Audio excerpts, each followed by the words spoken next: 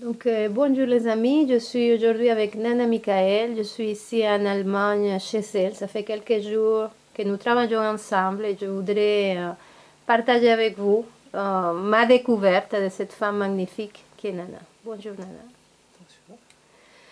Nana, raconte-nous un peu ton parcours. Comment tu es arrivée à être aujourd'hui thérapeute, enseignante spirituelle et la femme sage qu'on ressent chez toi?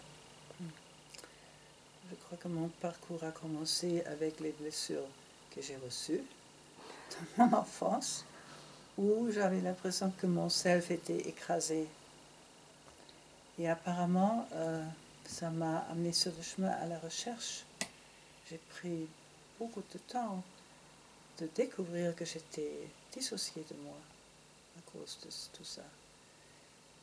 Et quand j'avais fait les études de psychologie, j'ai pas trouvé ce que j'ai cherché. J'ai pas pu comprendre ce qui m'était arrivé. Ça, c'était une grande déception. Après, je crois que j'ai rencontré, je ne sais pas exactement si c'était direct, mais j'ai rencontré un yogi qui m'a dit, qui a regardé mes livres, il a dit, tu as tout, qu'est-ce qui te manque? Je vois tes livres, tu as tout. J'ai dit oui, c'est tout dans les livres, mais c'est pas encore là. Et là, il a fait une suggestion. Si je lui donne Blanco 3 semaines, je crois, de travailler avec lui dans un petit groupe, mes questions vont être répondues.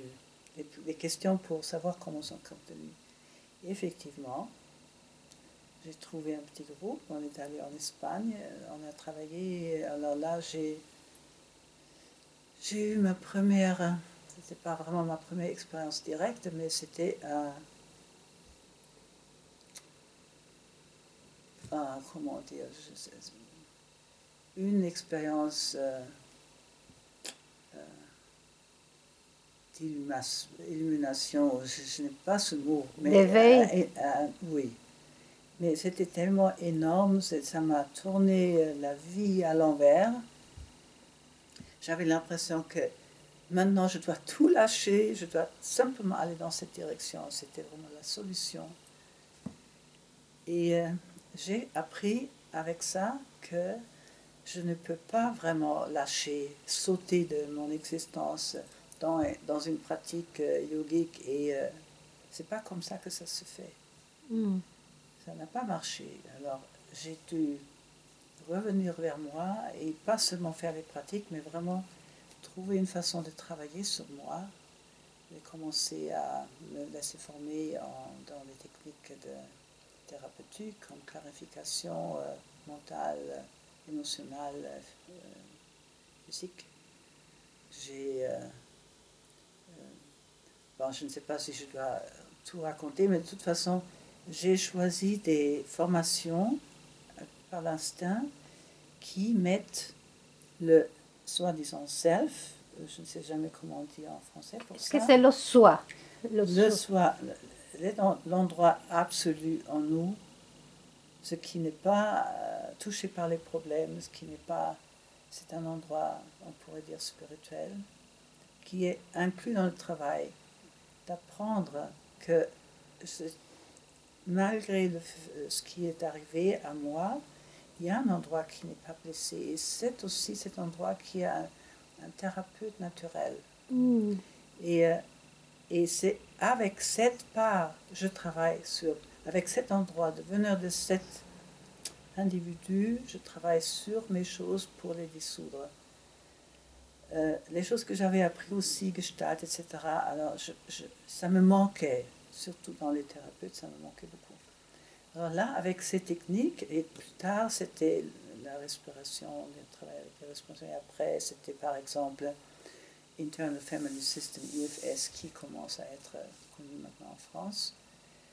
C'était aussi une méthode qui me fascine parce que c'est tellement logique et tellement facile pour moi de séparer ma personnalité et les parts de la personnalité de ce qui je suis réellement. Alors j'ai oublié que depuis longtemps déjà j'ai trouvé les intensifs vers l'éveil, Enlightenment Intensive, que quand j'ai contacté ça, je travaille avec la question qui suis-je en continu, en diade, 3 jours, 5 jours. On peut faire une expérience directe de ce qu'on est réellement parce que les parts, mes rôles, etc., se mettent de côté et tout à coup, dans un moment où j'abandonne tout, ça surgit. Et je sais que c'est dans tous les... Ça, c'est le fond pour moi qui, dans toutes les religions, dans toutes les techniques, c'est ça le fond. Et qu'on peut faire une expérience comme ça dans le quotidien et de travailler, de inclure ça dans le travail. Depuis, ça me passionne. Alors, c'est la recherche du self, de vrai self, de soi, et cet endroit, ça se touche. Immaculé, cet endroit original. Et j'ai vu que beaucoup de thérapies peuvent aider aussi, mais ils n'incluent pas ça. Alors, moi, je suis restée collée à toutes les techniques qui font cette séparation entre le vrai self et la personnalité.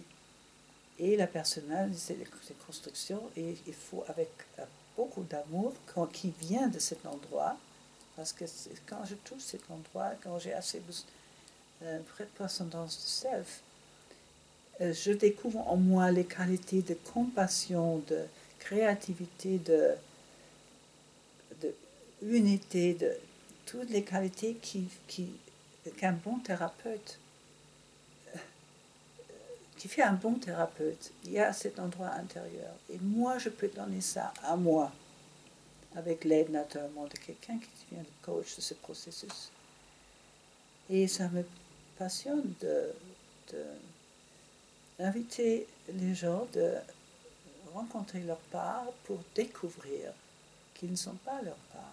Oui, quand tu parles de part, pour que les gens sachent de quoi on parle, c'est les parties blessées en nous. C'est des parties blessées, mais c'est aussi surtout les compensations. Ouais. Tout ce que j'ai créé pour ne pas sentir les blessures. Ou pour survivre, tous mes mécanismes de survie et de... Les masques. Oui, les masques, ou même tous les dons, si je suis devenue parfaite, si j'ai investi dans la tête, etc. Mais ces merveilleuses créations de survie et de défense bouffent mon énergie aussi. Et je ne peux plus reposer et retourner à cet endroit où ça ne compte pas, où je peux vraiment me détendre, où quelque chose surgit de l'intérieur, pas seulement ce que je me mets dans la tête. Dans le temps, j'ai cru que j'ai collectionné les livres, j'ai cru si je lis assez tout ça, je vais savoir. Mais c'est pas vrai. C'est quand je rencontre moi, je sais. Et de là, les livres font un sens. Mais c'est pas à travers les livres et pas la connaissance qui vient de l'extérieur. Je pouvais me libérer. Mais c'est en apprenant toujours de nouveau de libérer cet espace de mes craintes, de mes compensations, de mes stratégies aussi. Mes stratégies. Oui, mais toutes les stratégies. Maintenant, je peux m'aimer. Ça, je crois que c'est une des choses.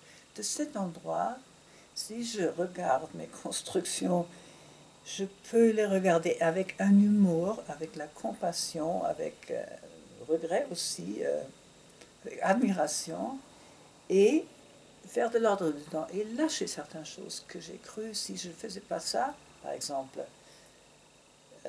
étant soumise, ficelée, une de les plus grandes attaches était être indépendante. Mais alors, investir dans être indépendante, c'est nier que je dépends aussi. Je suis tout, alors je suis figée là-dedans. Alors, pour me défaire de tout ça, d'être la bonne mère, l'aimante excellente, et de tous ces trucs qu'on se construit pour se sentir intact. On peut les visiter et les détendre et se pardonner qu'on a confondu, qu'on a cru qu'on peut s'approprier quelque chose pour être un, parce qu'on ne savait pas qu'on est un. On est un, il faut toucher ça. Et de là, on peut faire tout on peut profiter de toutes ces créations, mais on ne se confond pas avec ça. Mm. Il y a autre chose que je voulais te demander, c'est cet endroit que tu parles au self. Plusieurs traditions parlent de cet endroit, d'endroit neutre, mais quand je t'entends parler, et pour le travail que nous avons fait pendant 3-4 jours, je sais plus, j'ai perdu la compte depuis quand je suis là, j'ai l'impression que c'est pas un endroit neutre, c'est un endroit... explique-nous, qu'est-ce qu'il y a, c'est pas cet endroit... Au fond, c'est un endroit nu. Nu. Nu, neutre. Mais la manière comment je le vis avec tout, formé par mes erreurs, mes défauts, etc. Tout est là aussi, mais ça donne la façon comment je traduis ça, comment je vis ça. Tout ça, c'est important. Oui, mais tu parles de bienveillance, par exemple. Et dans un endroit neutre, il n'y a pas de bienveillance, il y a neutralité. Donc, j'ai fait l'impression, il y a les deux. On peut faire l'expérience de cet endroit neutre qui n'a rien avec l'émotion, mais c'est comme avec le soleil. Le soleil, c'est la lumière et la chaleur. Si le cœur, ça a à faire quelque chose avec le cœur, peut-être je peux être dans un état d'éveil et sans cœur. Ce n'est pas complet. Le cœur tout seul, peut-être, ce n'est pas complet non plus. Mais si l'expérience quotidienne, si j'aide les gens à se séparer de leur rôle et de regarder dessus, de se détacher et de regarder dessus avec leur cœur. Ce n'est pas nécessaire de parler de leur cœur, mais cet endroit qui est libre, on découvre, on est touché, on se laisse toucher par ça. C'est pas neutre, mais il y a l'espace neutre aussi. Mais dans le petit travail que je fais, cet endroit qui se libère se montre comme la capacité de recevoir. Ah, c'est comme ça que tu as fait ça pour ça, d'être touché. Tous les mécanismes qu'on construit nous ont protégés d'être trop touchés par notre impuissance, etc. Mais si j'ouvre de libre choix, prête à écouter, à rencontrer mon impuissance, elle me raconte des histoires, mais parce que c'est un endroit où, pour un moment, je suis inconditionnelle. Et cet endroit inconditionnel, en gros, on le vit quand on fait une expérience directe où tout est à sa place et tout à nous. Là, dans le quotidien, on peut l'avoir aussi. On peut avoir et s'entraîner à avoir toujours d'ouvrir cet espace où je ne vis pas et communique pas à travers d'une partie qui veut avoir raison ou qui se sent mal, etc., mais neutre. Séparé de ça, je peux remarquer que je viens d'un endroit meilleur que les autres ou d'une part critique. Si j'en suis conscient, je demande cette part de s'écarter un peu pour que moi je peux regarder cette partie de moi ou de l'autre, et je vais voir naturellement que je peux le voir avec une compassion naturelle. C'est pas quelque chose qu'on doit fabriquer. C'est seulement libérer cet espace-là parce que on vient de ça, c'est notre nature profonde. Mais c'est pas nécessaire qu'on fait la grande illumination. Il suffit que quelqu'un nous aide à tenir la main pour découvrir que je peux faire l'expérience, que je peux avoir l'accès à ça. Mais il faut que je lâche pour un moment mes attitudes figées, etc. Pour un moment. Pour avoir cet accès. Il ne faut pas que je sois une sainte. Juste que j'ai cette ouverture à travers laquelle je peux regarder, sans me meuler dedans, ce qui est. Avec cet amour. Mais je ne dois pas être amour. Je suis simplement là, dégagé de mes attentes, etc. Et je vais le vivre comme ça. Je suis hors de protection, mais je n'ai pas besoin de protection. Parce que je ne vois pas l'autre, même ma pire des parts, comme un ennemi. Je le vois avec cette intention. Si tu es comme ça, exagéré, cruel, etc., avec certaines choses avec toi, c'est que tu as une raison. Je veux que tu m'apprennes la raison qui te force d'être méchante ou orgueilleux ou dépendant de l'amour, etc. Parce que je sais qu'il y a quelque chose derrière. Et si j'amène la partie de la personne de voir toutes ces parties, tout à coup, elle va se rencontrer à un endroit où elle sait, non, elle n'est pas dépendante d'être aimée. Si je suis moi pleinement, je me reconnais moi. Je sors de cette dépendance. Et je peux recevoir l'amour. Mais je crève plus parce que je ne suis plus en contact avec mon trou. Mais je connais mon trou, je peux l'embrasser mon trou. Ça ne me gêne plus d'avoir ce trou. Je peux tout inclure. Ça fait le plaisir. Nana, tu nous as parlé que tu as eu une expérience transcendentale d'illumination. Tu n'aimes pas ce mot d'éveil. Est-ce que tu te considères une éveillée? Non, je ne me considère pas comme une éveillée. Je me considère comme quelqu'un sur le chemin qui a goûté des moments éveillés qui ont bouleversé tout, complètement tout. Et maintenant, je suis dans mon quotidien, je vois les gens différemment. Cet endroit est beaucoup plus ouvert et je suis sur le chemin de donner plus de place pour le transcendant. Mais je fais juste mon travail et je laisse. C'est comme il y a certainement des gens qui sont complètement illuminés. Moi, je me sens plutôt comme quelqu'un qui est toujours occupé dans le quotidien de libérer ce champ pour rencontrer le monde de jour de cet endroit-là. Mais ce n'est pas que je repose entièrement dedans. D'une manière, je repose dedans. Mais je suis une personne quotidienne. Mais j'aime plus le fond, mais je ne suis pas fondue dans le fond. Je suis occupée avec la vie. Oui, avec la vie. Avec la vie. Ouais. Ce qui me plaît chez toi, la manière que tu parles de l'éveil c'est que tu inclus la dimension justement de la vie, moi, j'avais beaucoup de mal avant avec cette notion d'éveil, avant, parce que je le comprenais mal. C'était comme s'il y avait l'éveil et puis la vie qui était complètement divorcée de l'éveil. Oui, parce qu'il y avait certaines personnes qui me révoyaient, qui se disaient éveillées, me révoyaient ça. Et avec toi, je comprends que l'éveil, c'est la vie. Pour moi, ça se transmet, oui.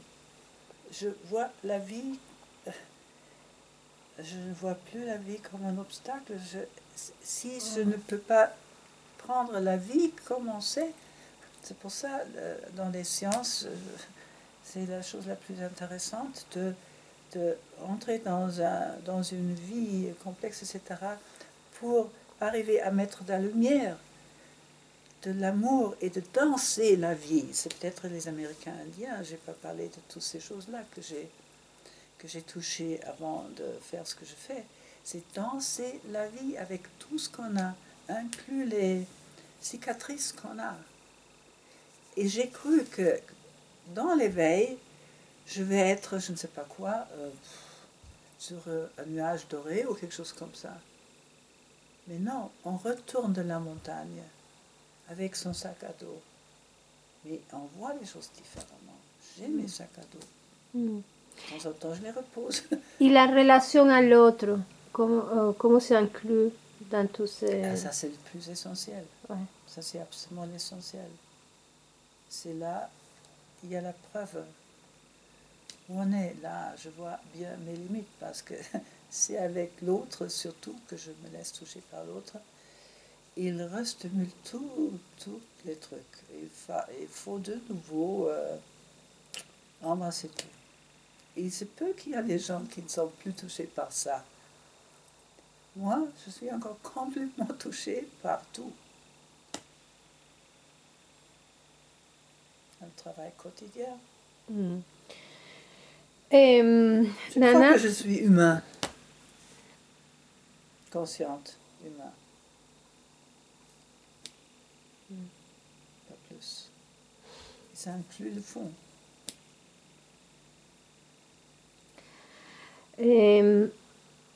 je suis en même temps très admirative du travail que tu fais, le travail sur les parties. J'invite vraiment aux gens qui sont en train de nous voir, de nous écouter, d'aller explorer ce travail parce que c'est merveilleux. Et j'avais une idée de ce travail, mais je me suis confrontée à des choses que je ne m'attendais pas. Et je te remercie parce que tu fais quelque chose vraiment de beau, de magnifique, de profond. Merci de tout mon cœur. Okay. Et j'invite les gens qui sont en train de nous entendre, qui ont envie de connaître ce travail, de le faire parce que c'est essentiel pour moi, le travail sur les parties. Et les intensifs, naturellement, les intensifs vers l'éveil, où on travaille seulement qui a des problèmes, qui peut se pencher sur ça. Qu'est-ce que c'est un autre réellement, et pas seulement celui qui me fait des problèmes. Ça, c'est l'autre côté de ce travail. Oui, tu parlais ça, c'est de... le horizontal. Ça, le travail avec les parties, c'est horizontal, et l'autre, c'est vertical. Et les deux se rencontrent sur cet espace qui est vide. Mais on s'exprime par ça. Ça fait un fond de mon travail quand même. De guider les gens et de toucher moi-même purement cet endroit. On n'a plus de temps. Oui. Je dois prendre un train. Mais je te remercie déjà d'avoir pris le temps de cette petite interview. Je promets aux gens que je vais te faire une interview plus longue parce que tu as plein de choses à nous communiquer, à nous transmettre. Et je te dis à très bientôt. Merci. Merci d'avoir donné cette possibilité de te guider et d'avoir de la joie avec toi. Merci, Nana.